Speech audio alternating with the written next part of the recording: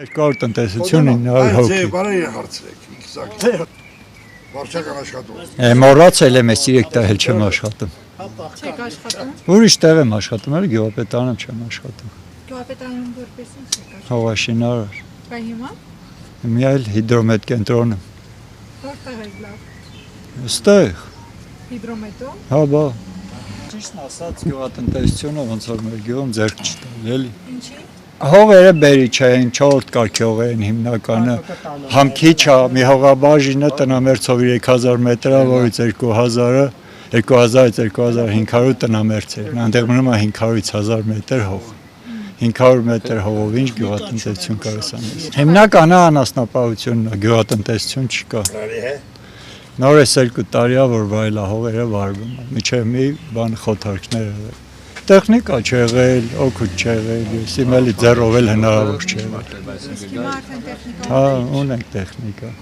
Ուրիշ տեղից եմ բերեմ, հենց մեր գյուղից, չէ՞ լի։ Ուրիշ գյուղից բերում։ Վահագնից։ Հա։ Շատ չէ՞ լի, քիչ է, մոտավոր ինչքան կլի, մի 10 հեկտար չի լի, չէ՞, Վարելափող, չէ, հա։ մի 5-6 հեկտար վարվել։ Որ վարվում է։ Այս երկրորդ տարին է։